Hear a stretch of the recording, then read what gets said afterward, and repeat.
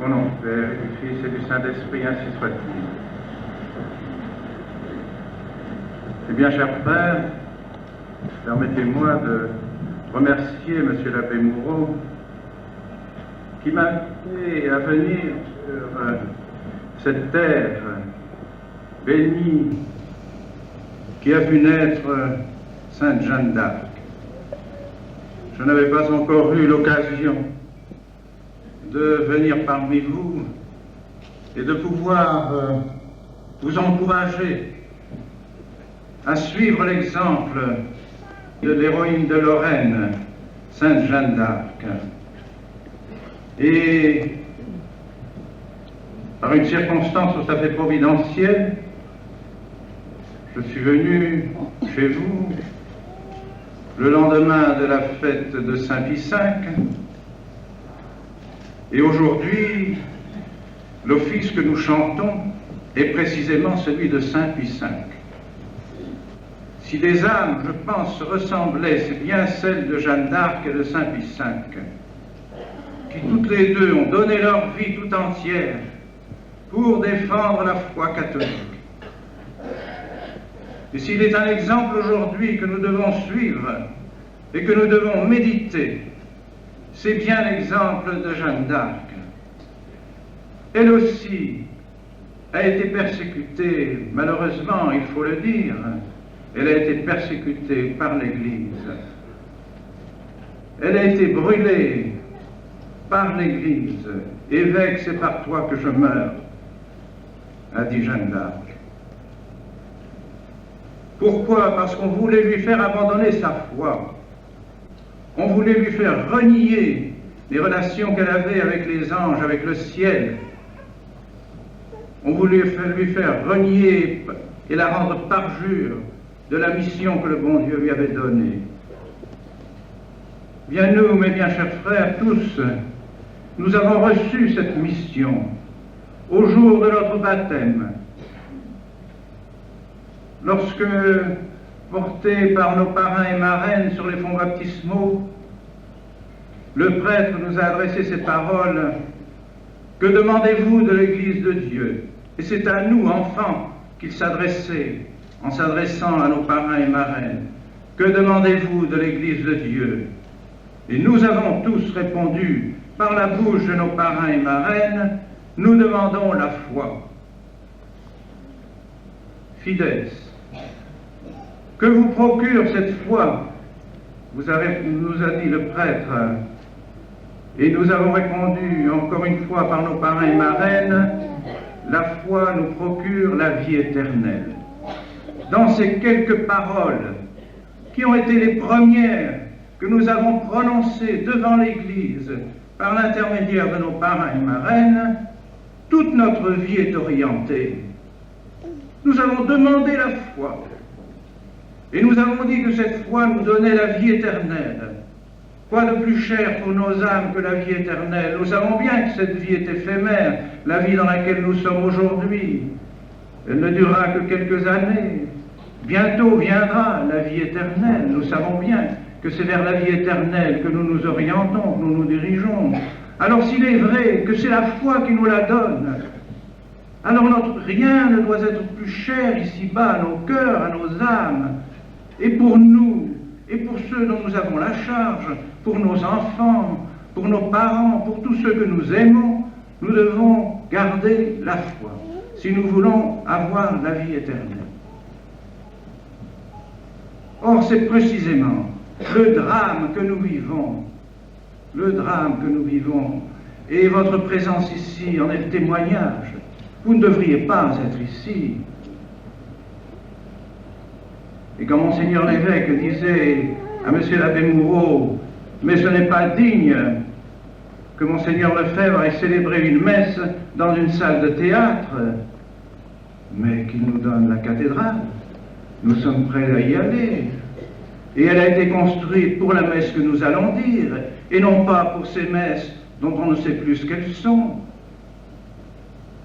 Elle a été construite par nos ancêtres, par vos ancêtres, pour la messe de toujours, pour le saint sacrifice de la messe. avec des autels magnifiques, avec des croix qui surplombaient les autels pour signifier ce que voulait dire le sacrifice que le prêtre offrait sur ces autels. Alors oui, nous sommes tout prêts à retourner dans ces églises qui nous appartiennent. Et nous voudrions être dans la splendeur de ces magnifiques cathédrales, dans laquelle transpire encore la foi de tous nos ancêtres. Et c'est là précisément ce qui déchire nos cœurs, ce qui nous donne une peine considérable, de penser que parce que nous maintenons notre foi, nous maintenons la foi de nos parents, de nos grands-parents, de nos ancêtres, que nous voulons être dans cette lignée et être dans cette descendance de nos ancêtres, nous sommes chassés de nos églises, de nos propres églises. C'est inadmissible.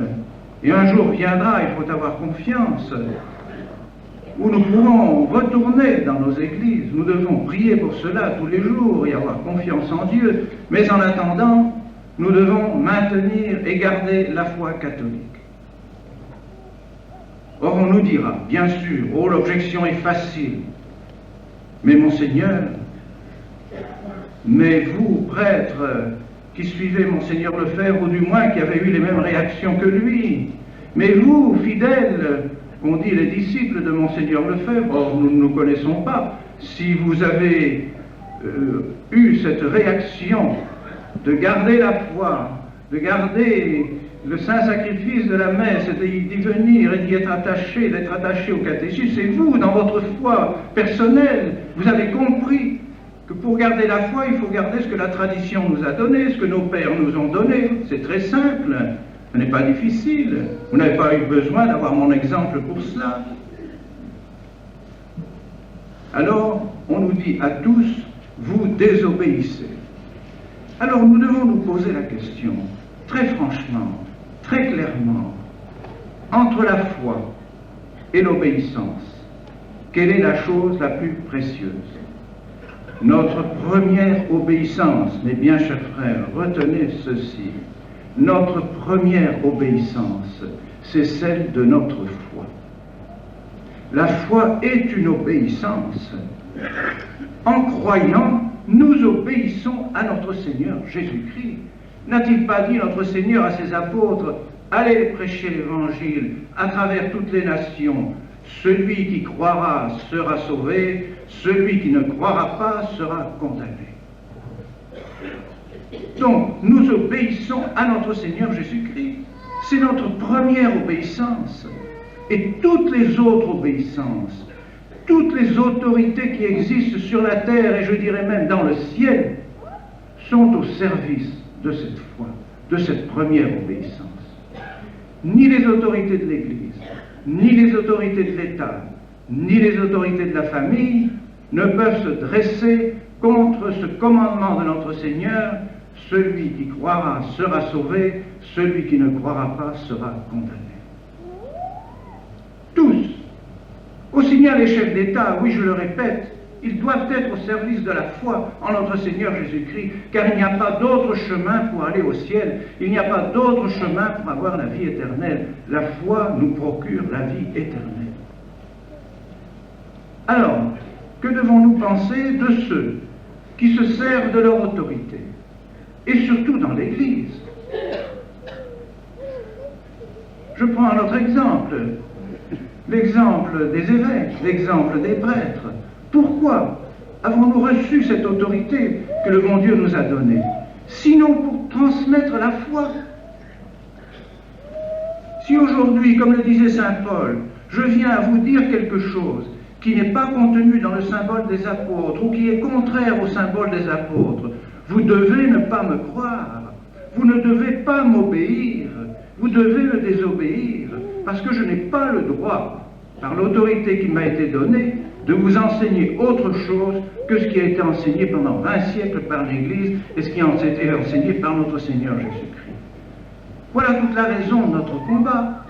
Nous ne voulons pas désobéir, mais que ceux qui commandent nous commandent conformément à la foi de notre Seigneur Jésus-Christ.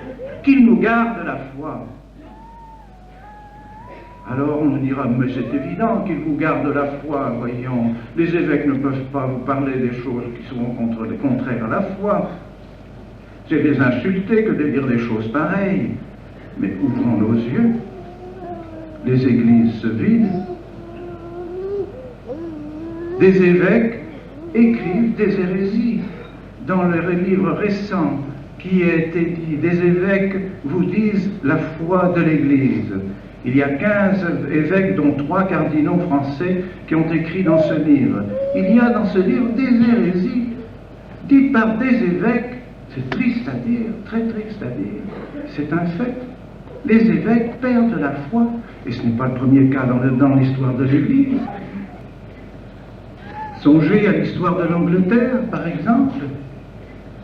Les évêques anglais ont fait passer au protestantisme, ils étaient catholiques, tous catholiques, ils ont tous fait passer leur peuple au protestantisme par obéissance. Est-ce que les fidèles devaient leur obéir? Les fidèles devaient leur désobéir, car désormais ils sont protestants. Ils seraient restés catholiques s'ils avaient à ce moment-là désobéi à leurs évêques.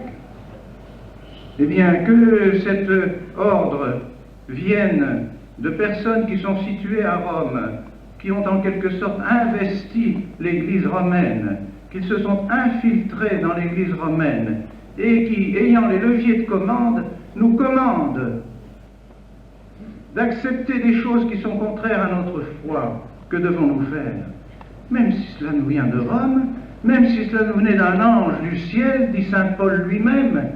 Saint Paul le dit, si un ange du ciel venait et vous enseignait autre chose que je vous ai enseigné précédemment, ne le croyez pas. Et si moi-même, dit saint Paul, je vous enseigne quelque chose qui n'est pas conforme à ce que je vous ai enseigné précédemment, ne me croyez pas, ne m'obéissez pas. C'est clair, c'est net, pas difficile. Alors, avant tout, si nous voulons sauver nos âmes, si nous voulons avoir la vie éternelle, si nous voulons que nos enfants aient la vie éternelle, eh bien, nous devons garder la foi.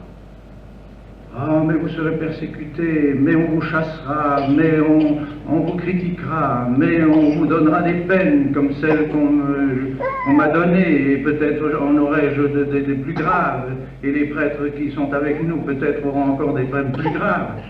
Cela n'est rien. Nous pouvons être battus, frappés, persécutés, martyrisés.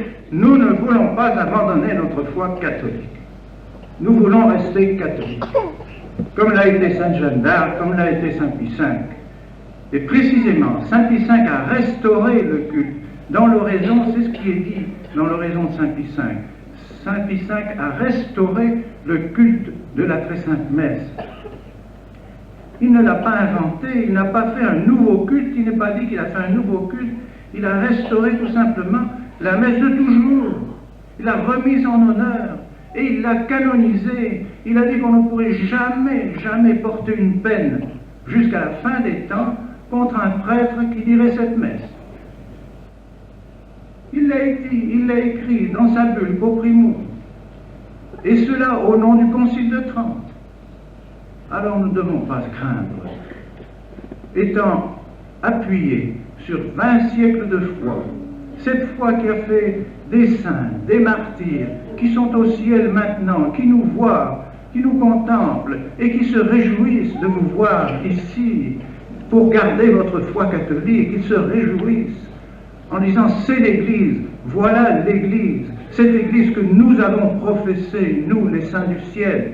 Nous qui sommes au ciel, nous avons professé la même foi que ceux qui sont actuellement dans cette salle de Nancy. Nous avons souffert peut-être les mêmes difficultés, nous avons été persécutés pour notre foi. Eh bien, qu'ils gardent cette foi, ce sont ceux-là qui sont nos successeurs. Ça ne fait aucun doute, c'est pas possible autrement. Ou alors l'Église s'est trompée, ou alors il faudrait chasser tous les saints du ciel, puisqu'ils ont eu la foi que nous avons. Si notre foi n'est pas bonne. Aussi, mes bien chers frères,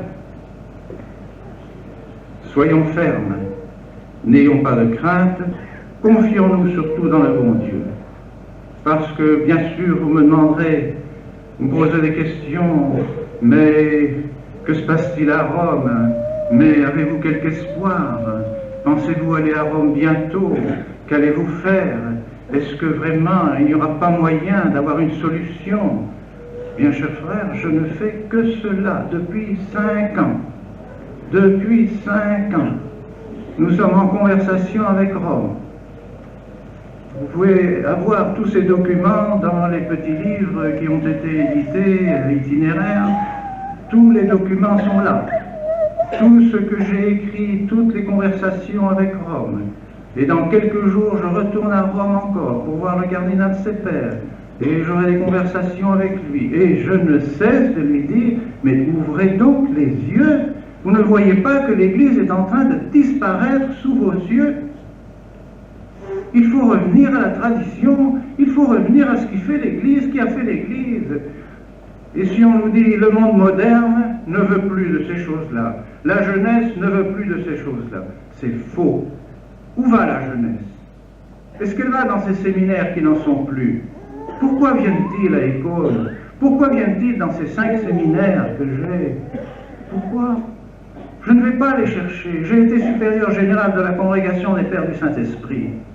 Eh bien, j'avais beaucoup plus de difficultés d'avoir des vocations lorsque j'étais supérieur général de la congrégation du Saint-Esprit que maintenant, depuis que je suis à Écône et que j'ai la fraternité sacerdotale de Saint-Pédis. Ces jeunes viennent d'eux-mêmes. Ils savent qu'il y a un séminaire sérieux où l'on forme de vrais prêtres. À Écône, à Zeisskofen en Allemagne, à Buenos Aires, aux États-Unis, à Albano tout près de Rome. Les jeunes gens se rendent dans ces séminaires et viennent demander d'être de vrais prêtres. Et non pas des prêtres qui n'ont plus d'identité, qui ne savent pas qu'ils sont faits pour le saint sacrifice de la messe. Un prêtre est fait pour le saint sacrifice de la messe. Et précisément, pourquoi? Parce que le saint sacrifice de la messe est la chose la plus importante de notre sainte religion. Si Saint Pie V a pris soin de restaurer la messe, c'est parce qu'il savait parfaitement que c'était là le rempart, comme il le dit lui-même dans sa bulle, c'est le rempart de notre foi. Le rempart de notre foi. Or, ce rempart a été détruit et nous voyons la foi disparaître. Alors, il nous faut retourner à ce rempart de notre foi. La messe est une chose merveilleuse, notre sainte messe. Et pas seulement notre sainte messe. Nous pouvons parler aussi des messes des rites orientaux qui ont gardé toute l'essence du vrai sacrifice de la messe. Autre chose sont celles des rites orientaux, autre chose est la nouvelle messe qui, par œcuménisme, a voulu se protestantiser. Voilà ce qui est grave pour la nouvelle messe. Tandis que pour la messe, toujours, cette messe est l'expression de notre foi catholique. Et cela est très important pour vous, pour la civilisation chrétienne, pour les familles chrétiennes. Vous le savez bien, mes chers frères, vous qui vivez dans les liens du mariage. Vous savez bien que vous avez besoin de la croix de notre Seigneur Jésus-Christ, de son amour. La grâce que vous avez reçue au jour où vous avez reçu le sacrement du mariage, c'est la grâce du sacrifice de la croix. Ça, c'est l'Église qui l'enseigne, c'est pas moi. Notre Seigneur a conclu ses noces, ses épousailles avec son Église sur sa croix, lorsqu'on a transpercé son cœur. Il a donné son sang complètement pour son épouse. Et c'est là le signe du mariage, le signe du sacrement de mariage. Car en effet, on ne peut plus aimer, depuis qu'il y a eu la croix et depuis qu'il y a eu le péché, on ne peut plus aimer sans sacrifice. La croix et l'amour sont intimement liés. Désormais, jusqu'à la fin des temps, on ne pourra plus aimer sans se sacrifier. Vous le savez bien. Et vous avez appris, vous qui êtes de bons parents chrétiens, à vos enfants à faire des sacrifices. Mon enfant, tu dois faire des sacrifices. Et vous savez bien que c'est en faisant des sacrifices que votre enfant aimera Dieu, vous aimera son prochain. Eh bien, où trouve-t-on cet amour? Où trouve-t-on le sang de notre Seigneur Jésus-Christ rempli de cet amour et rempli de sacrifices? Au sacrifice de l'autel. Et vous allez recevoir tout à l'heure dans la Sainte Communion ce sang de notre Seigneur Jésus-Christ qui est la plus belle expression de son amour pour le bon Dieu et pour nous, pour son Père et pour nous. Tout cela, c'est le sacrifice de la messe. Si nous n'avions plus de sacrifice de la messe, mais il n'y aurait plus de catholicisme, c'est évident. Il n'y aurait plus de religion chrétienne, il n'y aurait plus de civilisation chrétienne. Il n'y aurait plus de prêtres. Sans sacrifice, il n'y a pas de raison d'avoir des prêtres. Il n'y aurait plus d'église. Toute la civilisation chrétienne de 20 siècles a été puisée au saint sacrifice de la messe, au Saint-Autel, dans nos églises. C'est là la source, la fontaine vivifiante qui a transformé la société et qui en a fait une société chrétienne. Si nous voulons que notre société redevienne chrétienne, c'est au pied de nos autels que nous devons la retrouver. Mais du vrai sacrifice de la messe, non pas de n'importe quel culte. Voilà, mes bien chers frères, ce que je voulais vous dire afin de vous encourager. Et j'espère que vous manifesterez aussi entre vous cette charité que notre Seigneur nous enseigne dans le sacrifice de la messe. Il faut le dire, pourquoi nous cacher cela? Dans cette période de confusion invraisemblable, inimaginable, des idées, alors que les autorités font défaut, que les autorités normales de l'Église ne remplissent plus leur rôle, c'est le désarroi chez les catholiques, c'est le désarroi dans l'Église. Et ce désarroi risque de se retrouver même parmi nous, même parmi ceux qui ont gardé la foi catholique. Prenons garde de nous diviser. Si notre Seigneur a dit à ses disciples, on vous reconnaîtra, on reconnaîtra que vous êtes mes disciples à l'amour que vous avez les uns pour les autres, à la charité que vous avez les uns pour les autres. Alors que ce soit aussi le signe de la présence de Dieu au milieu de nous, de la présence de notre Seigneur au milieu de nous, que nous nous aimions les uns les autres, que l'on puisse dire autour de vous, ah voilà de vrais chrétiens, ils s'aiment, ils s'entraident, ils sont bons, ils sont dévoués, ils sont zélés, ils prient. Voilà ce qu'on doit dire autour de vous. Mais non pas regarder comme ils s'entre-dévorent, regardez comme ils sont les uns contre les autres, regardez comme ils se divisent. Ah non, non. Non, nous ne pouvons pas donner ce spectacle, ce n'est pas possible. Nous n'avons qu'une foi, qu'un baptême, qu'un sacrifice de la messe, qu'un seul Seigneur Jésus-Christ, dans lequel nous sommes tous unis. Par conséquent, s'il y a quelques petites divergences entre nous, mais ce n'est rien à côté de ce qui nous unit, rien, tout nous unit, rien ne nous sépare, que des petites vétilles. Pourquoi nous attacher à ces petites vétilles pour nous diviser entre nous, alors que nous avons tant besoin de nous unir autour de l'autel et autour de notre Seigneur Jésus-Christ? Alors il faut que nous prenions cette résolution de nous entraider, de nous aimer les uns les autres et de faire en sorte que l'Église continue. Certes, vous me direz, mais les prêtres disparaissent, voyez, nous avons quelques prêtres âgés où aller pour trouver des messes véritables dans lesquelles nous trouverons la grâce dont nous avons besoin. C'est vrai, cette situation est d'une tristesse infinie, mais courage. Il y a une jeunesse qui se lève et qui vient. Oh, je sais bien qu'elle n'est pas très nombreuse, mais si le bon Dieu permettait que demain ou après-demain, à Rome, on finisse par comprendre et qu'on nous laisse la porte ouverte pour faire d'autres séminaires, ce n'est pas 5 séminaires que nous aurions, ce n'est pas 170 grands séminaristes que nous aurions, mais ce serait 1 millier de grands séminaristes, ce seraient des vingtaines de séminaires que nous pourrions ouvrir partout, dans tous les pays du monde. Nous sommes demandés au Japon, nous sommes demandés aux Indes, nous sommes demandés en Australie, en Afrique du Sud, en Rhodésie, partout nous sommes demandés, dans toute l'Amérique du Sud. Venez, venez, venez fonder des séminaires, venez, venez avec vos séminaristes, avec vos prêtres. Il y a un appel immense, général, de tous les bons catholiques. Alors nous espérons qu'un jour le bon Dieu permettra que ces séminaires se multiplient. Et déjà, dès à présent, cette année, j'aurai la joie même d'ordonner 31 prêtres. Tout de même déjà un chiffre respectable et qui pourra aider, bien sûr, que ce ne sont pas que des Français. Il y en a du monde entier, puisqu'il y a 12 nationalités à l'icône. Mais tout cela est un espoir. Et je suis bien persuadé que vous prierez à cette attention. Il faut prier pour que les choses s'arrangent au plus tôt et que Rome nous laisse libres de faire ce que nous désirons pour la restauration des séminaires et pour la restauration de la foi catholique.